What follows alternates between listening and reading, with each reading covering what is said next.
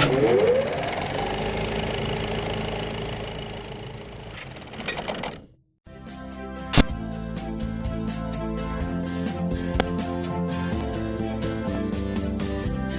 of traditional talk? People pontificating about this or that, the left or the right. Sometimes the truth is just all lost in the noise. Having learned life lessons the hard way, Chuck Gallagher, international speaker and author, cuts through the noise to share truth through transparency. Nationally known guests talk about what's important to you, your life, your concerns, and your success. So tune in, turn on to Straight Talk with Chuck Gallagher. Now, here's your host, Chuck Gallagher. It is a great day today on Straight Talk Radio. We tackle a variety of topics. I had a friend of mine the other day ask me the question, well, tell me a little bit about what your show is about, and it really runs the gambit.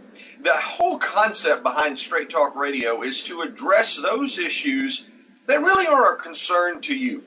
Things that sometimes you may not hear on talk radio, and yet it's become part of the fabric of our life. And, well, this show's going to be no different. But I will say it is different from one perspective in that we're talking about, in this show, what I'll refer to as the shadow side of life. The conversation is going to be a blunt conversation, an open conversation, and a conversation that relates to something that most everybody on the call will connect with at one level, not want to connect with on another level, and yet it is part of the fabric of who we are. Here's the best way I can put this. I get the opportunity to literally travel all over the country, and I have the opportunity to talk about choices and consequences and what we do as human beings and why we do them, what motivates our behavior. And in the process of doing that, most of the people who have the opportunity to see that live presentation know I walk in an orange jumpsuit and handcuffs, which is a bit of a shock, and they wonder what in the world's going on, and openly admit that in 1995 I took 23 steps from the curb into federal prison. I am a statistic in this country. And the United States, unfortunately, has the highest incarceration rate of any developed country in the world. And I am one of those people that, at a point in time, because of some terribly bad choices, spent time in federal prison and was incarcerated. And the fascinating fact about that experience was a multitude of things, but one is that in every presentation that I have done thus far, someone has come up to me afterward and said, well, my uncle, my son, my brother, my aunt, my sister is incarcerated, and gosh, I wish they had the chance to talk with you. So we're going to go down to that shadow side of life. We're going to talk about, with my guest, who is absolutely an expert in this arena, we're going to talk about incarceration in this country. We're going to talk about the prison family journey, and in fact, Carolyn Esparza has written a book entitled The Prison Family Journey, The Unvarnished Truth About That Journey. And Carolyn, you and I go back a good ways. We had a chance to meet each other many, many years ago. You kind of stumbled upon me, so to speak. And so I want to welcome you to the show. Thank you for being with us. Thank you for having me. You know, Carolyn, now I have to tell you the truth. I don't remember exactly how many years it was. I'm going to say 5 or 6. You put together 7. Oh, my goodness. Yeah. Really? Mm-hmm. Wow. I have less hair now than I did then. But 7 years ago, you stumbled across my site, and that might have been the first year you did the Prisoners Family Conference. Was that correct? That's correct. Yes. And you were so kind to invite me to have the opportunity to work with you in this conference that you put together. But, you know, as we start our conversation, for people that are listening, I'd like to kind of throw the ball to you a little bit and let me ask you, what got you motivated to help families who are associated with people who've been incarcerated? What was the motivation behind that? Well, for many years, I actually worked as a social worker with juvenile offenders in a juvenile facility in Texas. And what we always talked about was all the counseling and all the efforts that we put into those youth were really to no avail, theoretically speaking, because no one ever talked to their families. So while they made some radical changes while they were in the facility, that nothing happened different with the families, and they would have to go back to those families and mailed right back into where they left. So essentially, we thought we really need to reach out to the whole family, because incarceration affects the entire family. It's just not a person who's locked up and away from us, but there are many people. Someone just recently gave me a statistic that a minimum of 38 people are affected by each person who's incarcerated. And so Wow. that's, family, extended family, friends, work, school, etc. So we wanted to reach out to the larger population that's affected by incarceration. And that's why we started the Prisoners Family Conference. And that was Now- 7 years ago. Yeah. Now, it's interesting, the start of this conversation, because obviously I have been the prisoner. Right. And you say, 38 people are affected. And I have to tell you, I know without any question that people were impacted, one, by my choices that ultimately led me to prison, but also were impacted by the fact that I, sure enough, was incarcerated. But I have to tell you, I never really kind of connected the dots that it would be so many people impacted in so many ways.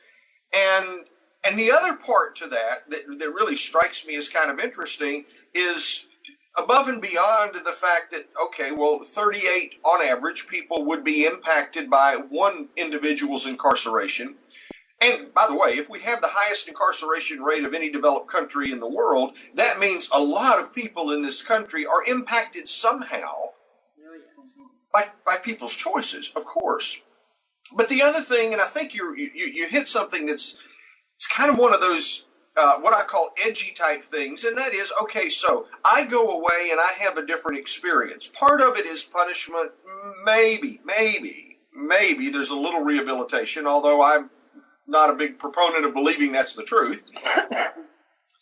But you come along and you look at that, and yeah, you're right. When people leave and they come back into society as such, well, they're coming back into exactly the same environment that they left from. So how does that change take place? And I think that's critically important with the conference that you put on. Well, those people that are affected by such things as the conference, by reading books about incarceration, actually have an opportunity to learn what the offender is going through while they're incarcerated, how they can build even a better relationship, maybe stop enabling some inappropriate behaviors. They have the opportunity to do that if they will take advantage of these opportunities like the conference and the books that are written for this population. And so they can really improve on how things work. People always say, I want to go back to where I was. I want to start all over again. But in their mind, they're thinking they want the same life they had before that led to the problems. They're not thinking about investing themselves in some change. And change is never easy. It's a challenge for all of us to even make moderate changes, let alone a radical change like adjusting to a prisoner's incarceration and their absence in our lives, and adjusting to them returning, returning is as hard as going in. The adjustments that people have to make when people come back from prison.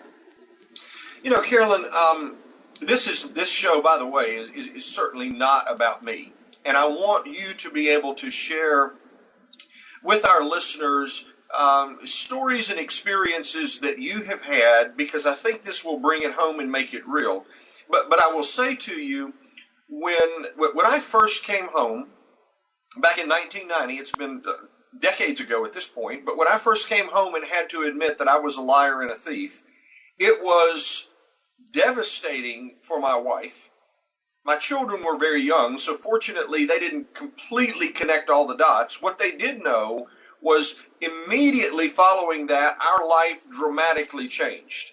Houses were gone, possessions were gone. We moved in with my mother-in-law. There were lots of tears. There was lots of anger that took place. And I'll never forget that my wife at the time, now ex-wife, because our marriage failed, which is not an uncommon experience for people who've been incarcerated. But my wife at the time was just beside herself with concern over what will people think? How will we be looked at? With all of this change, the person and the persona of who I was and who we were as a couple was shattered. It was just like taking a beautiful bowl that she could be so proud of and just completely obliterating it on a concrete floor. And it's hard sometimes before the incarceration just to even know where do we go and how do we pick up those pieces. And, with saying that, now I hear the music that says we finished the first segment, which I'm blown away by. It goes so fast. But for those that are listening, the unvarnished truth about the prison family journey. If you know someone that's been in prison, that is going to prison, or you're a family member that's been touched by this, you won't want to skip this show. My guest is Carolyn Esparza. She is with the Prisoners Family Conference, and this is Chuck Gallagher with Straight Talk Radio. We will be right back after this message. Stick with us.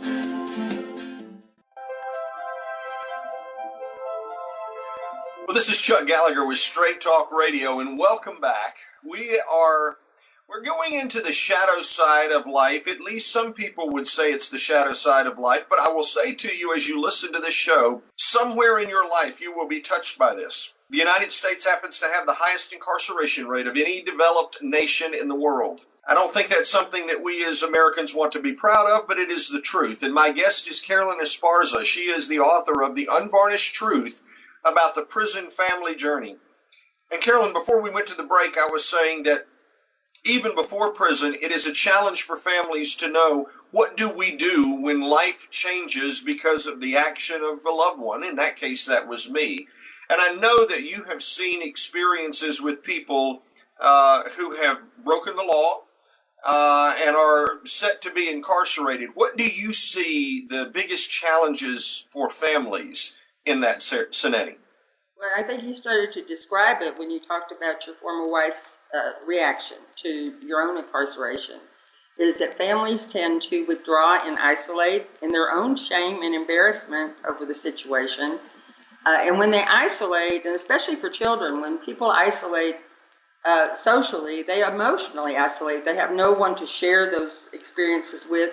I mean, this is not, as somebody said to me I don't recall saying that it's not a casserole moment where the neighbors are going to run over and say, oh dear, poor thing, that your husband's been incarcerated. So they have to weather this storm alone, unless they will allow themselves to connect with a support group, to attend something like our conference. That is another reason why we have the conference. So many people have come to that conference that never before in 15 years, in 3 years, whatever length of time their loved one had been incarcerated, never talked about it to anyone. I think of a lady who called, people will call and they can't even say the word prison, even when it relates to the Prisoners Family Conference, to a conference. And they stutter over themselves. I saw something in the paper, I saw something, and I have to vocalize it for them. Oh, the Prisoners Family Conference you saw in the paper. Oh, and you hear the relief in their voice. Oh, yes. And then they come to the conference, sit silently in the background, and soon they're embraced by other people who've had loved ones incarcerated, or people like yourself who've been incarcerated, till they see that you're okay now, that it all ended up well for you. There's still pain, I'm sure, for family members, still discomfort, but you now have people, because you've opened up about it, you have people to talk to about this and to deal with those issues. So it's about embracing one another and supporting each other, educating each other, developing awareness, preparing for what you're going to experience when you come back home from prison, whoever is in prison. It's not an easy road. And for years, and I'm sure it's been many years for you, Chuck, and there's still probably moments that you have flashbacks to that experience that you have to deal with. You've done that well with you, but not everybody has the support that you have or has the experiences that you've had to be able to do that. And through the conference, we hope to provide that for many, many families. Carolyn, I'm sorry. Let me say that, though. I've been at the conference several times at this point, and I'm kind of taken back by number one, the number of people that are choosing to attend and the expansion of the program. It is interesting just to look at some statistics, and for people that are on the radio that are listening to the show, kind of connect with me on some of these. Now, these are numbers, and sometimes it's hard to communicate numbers just via radio show. But the average state prisoner, has a 10th grade education, and 70% have not completed high school. So the first thing, and I don't know how to put this. I guess I'm an aberration because I had a master's degree and still ended up in prison. Some might say, boy, you were a real dummy. I can think of other words, but we're on radio and I won't do that. But the average person that's incarcerated in this country is undereducated, which would say to us, if as adult human beings we believe that we want to change the experience of having this designation of the highest incarceration rate of any nation, we really need to focus on how do we help people become better educated, because it's obvious that better educated people tend to make better decisions. Right. And when we talk about that, then we get into legislation. Most of our states spend far, far more on incarceration than they spend on education. Right. So before they even go to prison, they're already at a loss with regard to education. Once they get in prison, most prisons are required to provide classes up through a GED. After that, you're on your own. People think, they'll go to prison and they go to college and they have all this free. That's not true. Oh no. Oh no. Yes. If they want college classes, some prisons provide for that, but the family is the one who pays for that, or the prisoners. Some of the prisoners do have some income and some sources of funds, but education, there are so few resources once you're in prison that to change a person's life, to uplift them, to elevate them to a higher level. Everything's intended to drag someone down, to make them a failure. That's a true statement, and I think there's two things, and I don't want to forget these. I'm 57 years old. I have these moments when I think of something and then it out the head.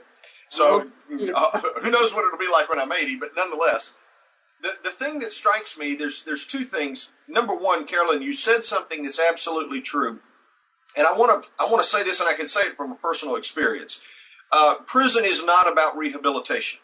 Right. If people would like to believe that because it makes folks feel good, I understand. We really do want to try to feel better about what happens, and that, gosh, somebody's going to go in and get rehabilitated. Prison is a business. Now, let me just call it straight and simple. And I'm not saying this in a negative way, but prison is a business. It is a government-organized business, and any business has to have inventory. If you don't have inventory, the business can't continue. And an inmate, that would be me, is inventory. Yes. So let me ask you the question, and this is a rhetorical question, but if you're running a business, would you rather have experienced inventory coming in, or would you rather have inexperienced? And most anybody in a business would say, well, I'd like an experienced workforce and experienced inventory. So why is there a 70% recidivism rate? Well, the answer is simple. I don't want to rehabilitate you, because if I do, you won't come back. And if you don't come back, we won't have a business. And if we don't have business, we won't be able to employ people. And the government, by nature, is not inclined to reduce its workforce. Absolutely. And many of the prison towns, the towns where the prisons are located, depend totally on those prisons. I think I'm here in Texas, and in Gatesville, Texas has at least 6 prison units.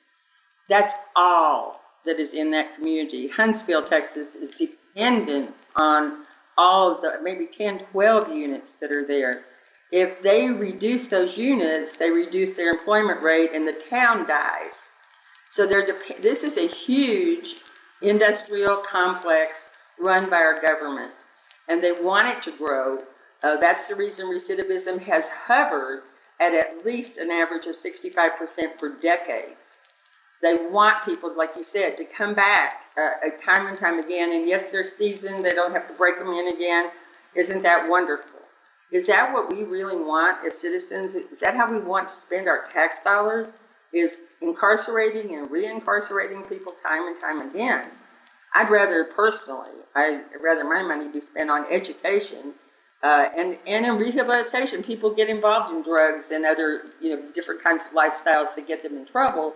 Why aren't we providing treatment? Why is there not treatment in prison? That boggles my mind. We talk about if we believe there's rehabilitation, we should have it there. Right. Well, Carolyn, we and this is the other part that really strikes me is we talk about education. And so let me put this in my head. So 70% of the incarcerated adults have not had a high school education. Okay. So perhaps in prison they could get a GED. But here's the thing that's, I think, really connects with the program that you have, the conference that will be taking place. I believe it's May of 2015. Right. But that is, if we're talking about the family of the inmate, perhaps maybe there should be some extra focus on educating the inmate's children. Because if I can take that child and I can educate that child and make sure that, I say make sure, that's pretty tough, but help that child desire to get past high school, desire to go to college, I might be able to help break the cycle in that family that incarceration is normal and acceptable. Well, I kind of have a different look at that, is that children do not go, 70% of children of prisoners are at great risk for going to prison themselves. Yes. But it's not because of the role modeling of their parents, indeed. Okay. It is because those children have no outlet for their emotions. When that family isolates and withdraws from the mainstream community, they have no one to talk to about the pain of losing a loved one, be it a parent, a brother, a cousin, someone that we're close to. They start acting out their pain. And that's what gets them in trouble.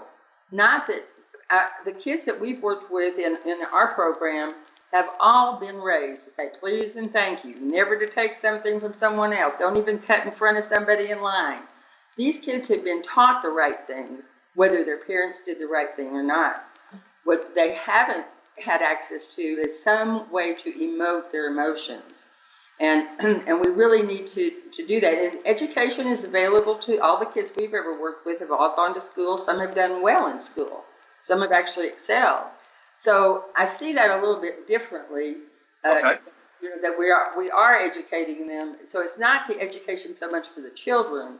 It's those that drop out because now they're angry, they're hurt, so they've joined gangs because they had no one to accept them. They've turned to drugs because they joined gangs. They're angry, so they act out their anger, even violently, get themselves in trouble, and so then they drop out of school because of the emotional aspect of this, not because we didn't provide the education for them. Okay. Now, and the music starts because we are, again, coming back to a commercial break. This is Chuck Gallagher on Straight Talk Radio. This has been a fascinating conversation. We in the United States have the highest incarceration rate of any country in the developed world. That is not a great statistic for us.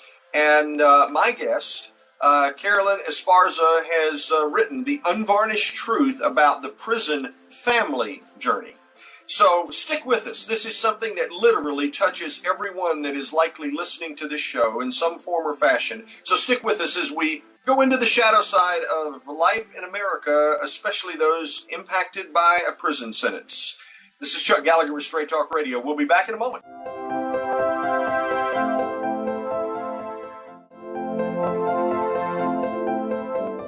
Well, this is Chuck Gallagher with Straight Talk Radio, and we are back talking about the unvarnished truth about the prison family journey. Now, if you're just joining us, let me give you some information. Number one, I have been to prison. I'm not particularly proud of that, but it is a part of my life and something that I am very transparent about. And number two, I have lived through the experience of admitting that I was a liar and a thief, devastating my family, changing life in a dramatic way by going to prison and coming out on the other side and finding out what that experience was like, and finding out that success can be anyone's if only they're willing to make the right set of choices. Carolyn Esparza is the founder of the Prisoners Family Conference, and this year will be, I guess 2015 will be the 8th year, is that right? No, it'll be the 7th year. Oh, it'll be the 7th year. And Carolyn, what are the dates for the Prisoners Family Conference, which is held in Dallas, Texas? It's May the 6th through the 8th. It's a 3-day conference, 2015, coming up. And what give me the website so that people who might have an interest in attending the conference because of their connection with perhaps an incarcerated loved one or someone that might be headed in that direction, how do they find out about the conference? Well, first of all, the conference is definitely for prisoners who have returned to the community, their family members, but it's also for anyone who is affected by incarceration. That means people who work with families and children who may have been affected by a loved one being incarcerated. The website is very simple. It's all those W's, and then just prisonersfamilyconference.org. Prisonersfamilyconference.org. I have been honored to be a part of that conference off and on for several years, and I will say to you, it is absolutely worth the time and effort. And having lived in Dallas at one point in time in my life, Dallas is an easy place to get into, and central in the United States, so I would certainly encourage people to be there.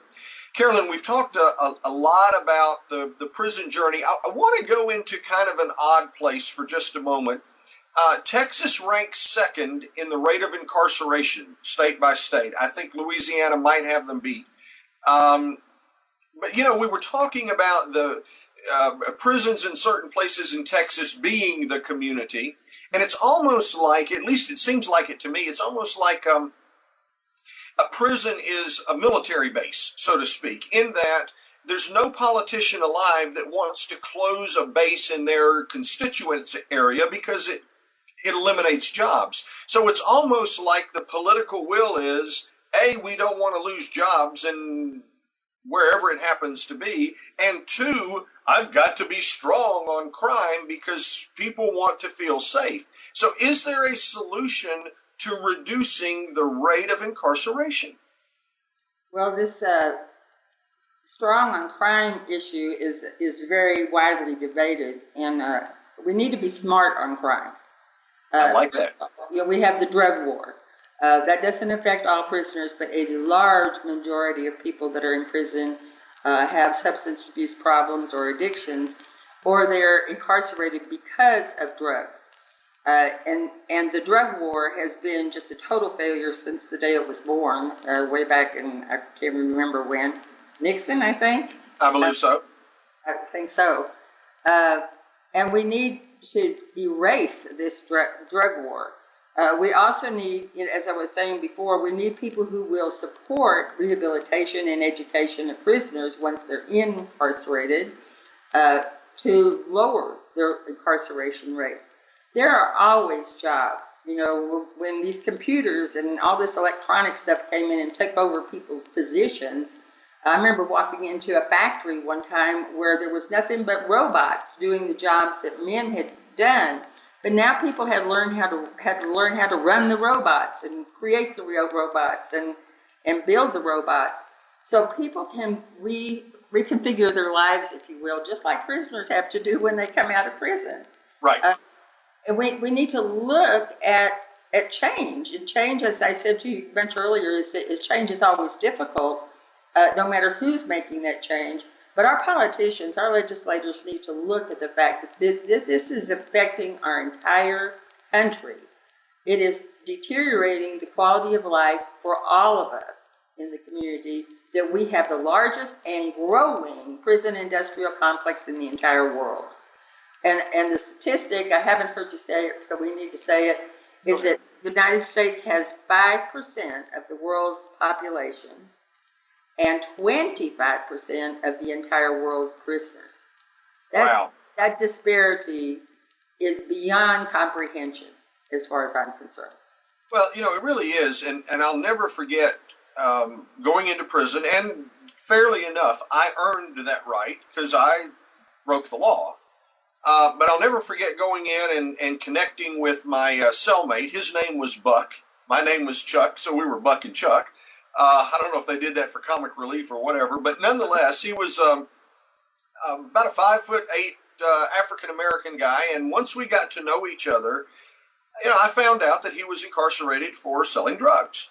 Okay, well, that's breaking the law. But the fascinating part was he'd been under surveillance since he was 16 years old. But had they arrested him under the age of 18, he would have gone to some state or juvenile type facility. But they waited until 2 days after his 18th birthday because they knew at that point the war on drugs required a minimum sentence of 5 years. And of course, when they went into his home, where he lived with his grandparents, his grandfather had an old shotgun. And because there was a gun in the house, that added another 5 years. So we could take the young black male off the street for 10 years of his life. And you have to ask the question, was the public protection really served by that? And, I don't think so. I don't think so, too. And that's what, but our general population is totally unaware that this is all going on. They're unaware of the corruption. We haven't even touched on that. I could go for about 20 years on that subject. That manipulates things, like he said. They wait until he was 18, sure.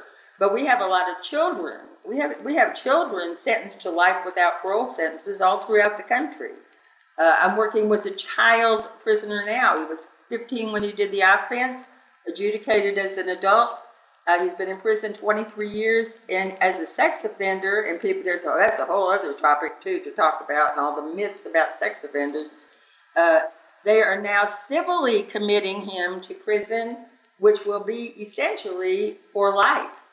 Right. Even if he got a 30-year sentence, and his 30 years are almost up, now they're telling him they're civilly committing him, and every 2 years he'll be reevaluated. Since that law has gone into effect, no one has been released. Every 2 years, if they evaluate them, they say, oh, they're still dangerous, which is not true. Not every sex offender is a danger to society, and people need to learn. We fear what we don't know. Right. And it's just like fearing prisoners coming out of prison. Well, if we didn't know you, Chuck, of course we'd be scared of you. God, you've been to prison. That's terrifying. Right. Why is that terrifying? It's terrifying because we don't know what a prisoner is or what they go through, what they want to do when they come out, and their passions for the future. And so we need to allow ourselves to know these people, to understand the truth about them. The fact is that other offenses reoffend more often than sex offenders do. And right. But what we hear about in the news is the grotesque. Of course, sex offenses are a taboo, or sex is a taboo in this country, but that's getting into a whole other area. So I think I maybe missed your point. No. But Carolyn, let me say this, and it's kind of funny. I have to look back at prison and say it really sucked. It was not pleasant. Sure, but there are parts of it that, in retrospect, are just they're comical. It really is a comedy scene. When I got in, of course, as an inmate, you have to have a job. And so I was told, you better find something that you might want to do, otherwise you'll be doing something you don't want to do. So So I went to the business office at this prison, and I said, I'm a former CPA. Gosh, I could work here. Well, the business manager at the prison, he was ecstatic because he had a whole group of white-collar criminals running the office. And he didn't have to do a thing. I mean, if they had had Facebook then, he could have sat on Facebook all day or played Candy Crush because we did it all for him. But I was there for maybe 2 months, 2.5, and one day the warden comes in. And so he talks with the business manager at this prison, and we could hear muffled voices behind these, glass doors that were supposed to be soundproof. And when he comes out, he said, "Inmates," and we all, look up at attention, and he fired us all.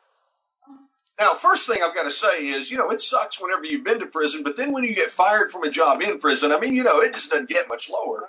But he fired us because we were smart enough to recognize the money they were spending for little simple stuff was 3 times what they could have bought it for if they just went down the street to Walmart. And they were afraid that we would write a letter and expose the fact that they were far overpaying on these contracts. So therefore they fired us all, moved us out, and put crack dealers in the business office who wouldn't have known. And therefore kept the corruption, let's put it that way. And of course, now we hear yet another commercial break coming up, and I am so ecstatic for the people that are supporting this program. This is Chuck Gallagher with Straight Talk Radio. My guest is the author of the book, The Unvarnished Truth About the Prison Family Journey, and it literally takes you from beginning to end through that process. If you know someone that's going to prison, go to Amazon.com and look up The Unvarnished Truth About the Prison Family Journey with Carolyn Esparza, and we will be back right after these messages.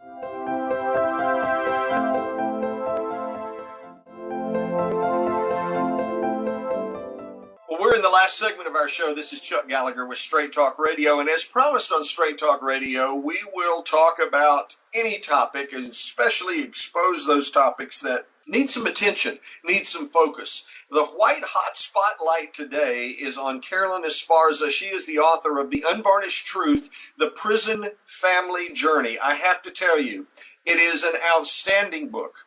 And it is probably, of all the books that I've seen, and it's not like there are many. You can't go to Barnes & Noble and buy Prison for Dummies, although it'll probably be a good book. We should. Yeah, probably should.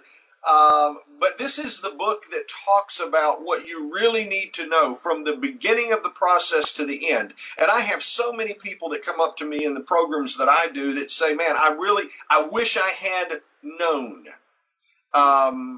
Because, Carolyn, I think you are absolutely right in the comments that you've said. It's not a casserole moment. People don't come and openly share with you. I guess being sentenced to prison is a bit like being told you have cancer, maybe worse, because people don't know what to say, so therefore they say nothing and withdraw. Exactly. And I just want to make one little correction. I am the co-author of this book. The other co-author, his name is Philip Yao, and he is a current prisoner in Texas. I've known him for almost 25 years. And we decided to write this book because we wanted to, I don't want to say do an expose in kind of the negative sense of that, but we wanted people to know the truth of what families really experience, what prisoners experience when they're incarcerated, to have a real understanding of each other, in other words. So we go through the entire legal process. We go through some of the issues that people deal with in prison, with, for example, the gangs in prison. I just had a mother call me the other day and tell me that her son was asking her to put money on another person's books. A real danger when a prisoner is telling you that they need you to put money on someone else's books, not their books. That means that they're being extorted in some way, probably, and being threatened and intimidated. So I was able to talk to her about that. But we talk about those things in this book. And maybe most importantly, we talk about returning, people who come home from prison, and what they will go through literally for the next 7 to 10 years after they get out of prison. Because It's not over just because someone is, they're home. That's not the end of it. And so we try to make it as realistic, but not as threatening so that it would be scary to people, because we don't want people to be scared. Again, it's what you don't know that's frightening. And once you know this information, you can deal with it. You have the tools to deal with these things, because we provide some insight into how you can make things better. You know, Carolyn, I obviously have experienced coming out of prison. And I will say to you, on my personal experience, number one, I was incarcerated for 18 months. Many people look at that and say, oh, that's nothing. I mean, I've got a 10-year sentence or a 20-year sentence, and I will openly admit that's a far more dramatic experience than what I had.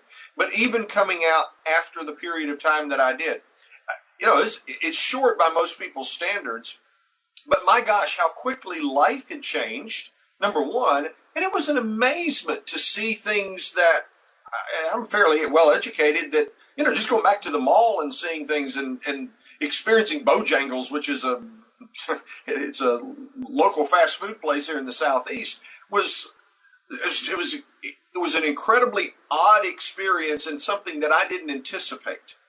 And I say that to say, I was talking with a lady whose husband was incarcerated and in fact was in Texas.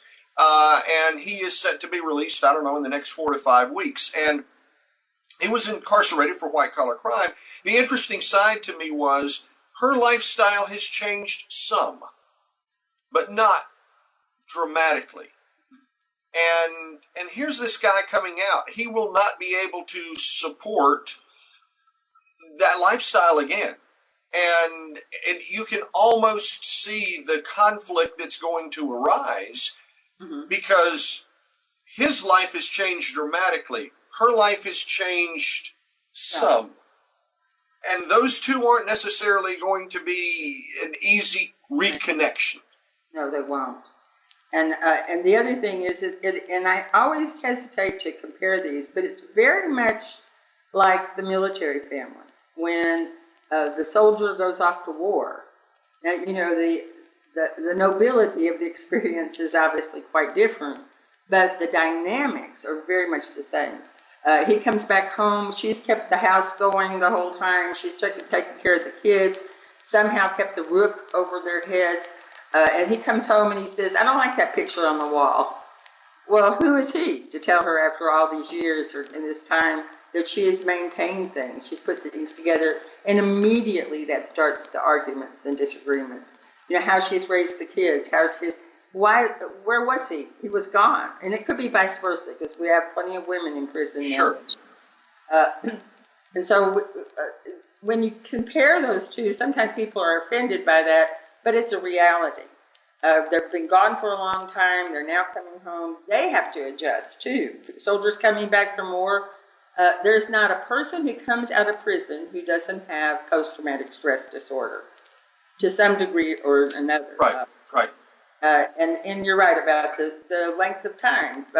Philip, who co-authored the book, with me, has already been in prison 15 years. He has a 60-year sentence. And one day we can do a whole program on the injustices that were done in his case. Right.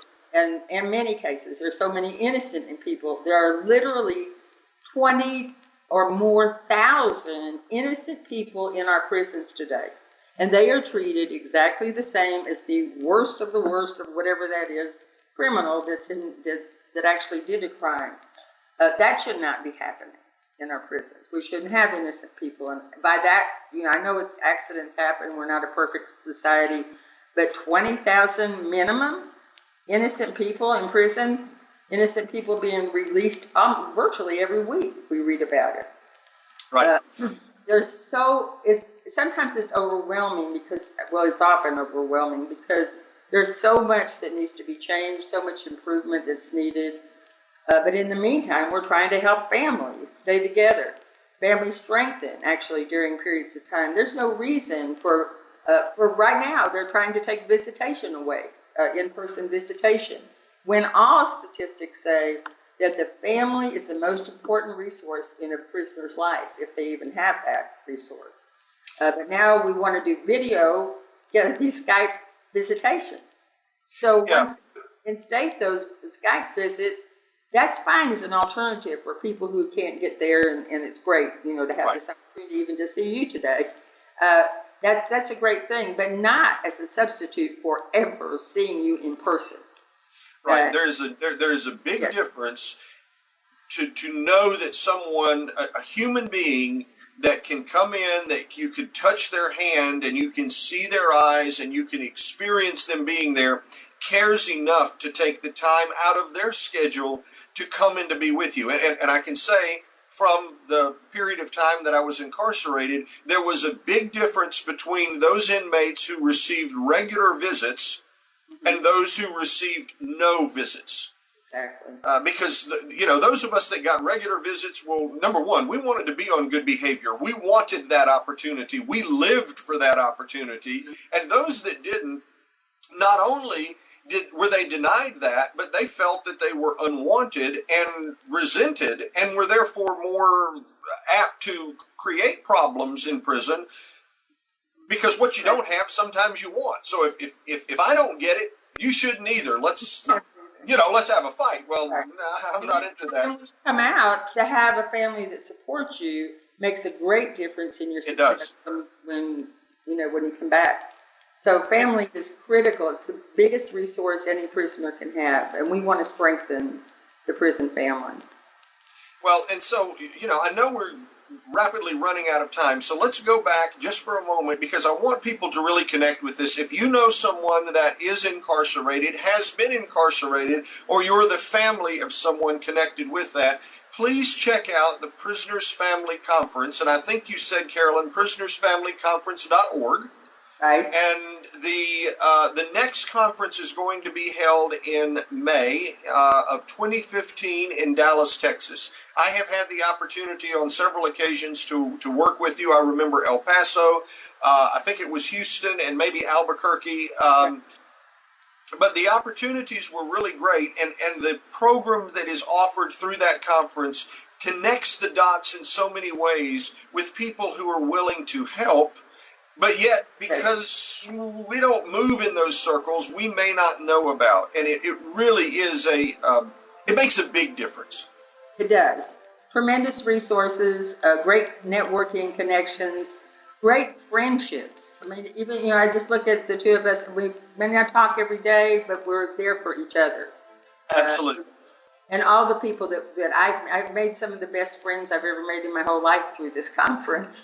Well, Carolyn, thank you for joining us. This is Carolyn Esparza. She is the co-author, thank you for correcting that, of The Unvarnished Truth About the Prison Family Journey. Her other co-author is Philip Don Yao, Sr. He is incarcerated in the state of Texas, and I commend the two of you for working together to expose the truth about that journey, because you're right, what you don't know can be a fear, and that creates problems. So check out the Prisoners Family Conference. This is Chuck Gallagher with Straight Talk Radio. We want to bring you the best in talk radio to make a difference in your life. I leave every show with the statement, every choice has a consequence. So keep in mind, let's make some great choices in life. This is Chuck Gallagher with Straight Talk Radio. Join us next week for another wonderful show. You've been listening to Straight Talk with Chuck Gallagher. Tune in each week on TransformationTalkRadio.com each Monday at 2 p.m. Pacific, 5 p.m. Eastern, as Chuck Gallagher, international speaker and author, cuts through the noise to share truth through transparency. Nationally known guests talk about what's important to you, your life, your concerns, and your success. Visit ChuckGallagher.com for more information and turn on to Straight Talk with Chuck Gallagher.